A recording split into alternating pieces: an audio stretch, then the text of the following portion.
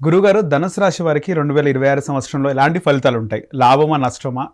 2016 నుండి 2016 నుండి 2015 ఆగస్టు నుండి సుమారుగా 2015, 16, 17, 18 ఈ 3 to 4 ఇయర్స్లో గృహానికి సంబంధించి ఏమైనా రిజిస్ట్రేషన్లు కానీ గృహములో మార్పులు కానీ ఈ టైంలో ఒక 1 year అటు ఇటుగా తల్లిని కానీ తండ్రిని కానీ కోల్పోయినటువంటి దాఖలాలు కానీ మొత్తం మీద 2015, 16 నుండి 2020 ఈ పీరియడ్ బాగా కరోనా ముందు ఇక కరోనా పీరియడ్ స్థాన చలనాలు, ప్రదేశ మార్పులు, మన అనుకునేటువంటి వారితో గొడవలు, మనకిష్టమైన వస్తువులు దూరం అవడాలు, అది మనుషులు కానీ బంగారం కానీ ఎవరైనా వస్తువులు కానీ.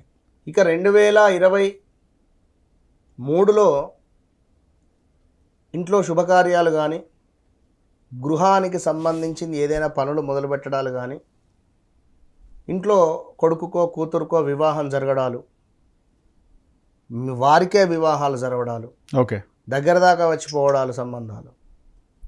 సో 2024 ఆగస్టు నుండి అతి తీవ్రంగా మన అనుకున్నటువంటి వారి నుండి మనకు చెడు వాతావరణం ఏర్పడడం, మనం ఎంత మంచి చేయాలి అనుకున్నా చెడుగా మనల్ని చిత్రీకరించడం కానీ లేదా మనం చేసే పనులే చెడు అని చెప్పడం కానీ, మనీ రిలేటెడ్ ఇష్యూస్ ఉండడము, కొందరికి ఆకస్మికంగా డబ్బు రావడము 2024 ఆగస్టు నుండి. మళ్ళీ ఎందుకు ఆ విధంగా ధనుసు రాశి వారికి అద్భుతంగా ఉందనే వీడియోలు వస్తున్నాయి? తప్పుడు ప్రచారం ఏం లేదు అక్కడ, ఇది వాస్తవం. ఇప్పుడు ధనుస్సు రాశి వారు ఎవరైనా ఉంటే బా, బి, బూ, బే అక్షరాలతో పేర్లు ఉన్నవారు కానీ అదేవిధంగా వారిది డేట్ ఆఫ్ బర్త్ పుట్టిన సమయం ప్రకారంగా ధనుస్సు రాశి అయినా, ముఖ్యంగా ఈ రాశి వారికి సంబంధించి ఏవైనా స్థలాలు, ల్యాండ్ కొనే అవకాశము లేదా ఇల్లు కొనే అవకాశం ఉందంటారా గురుగారు? 2026లో జూన్, జూలై తర్వాత ఉన్నది. సో వీరు ఎలాంటి రెమెడీలు, పరిహారాలు చేస్తే ఈ 2026 సంవత్సరాలు బాగుండే అవకాశం ఉంటుంది? పరిహారాలు అనేటువంటివి కొన్ని లక్షలు ఉన్నవి. వ్యక్తిగత జాతక రీత్యా చూసుకొని చేసుకుంటే అద్భుతమైన రిజల్ట్ ఉంటుంది.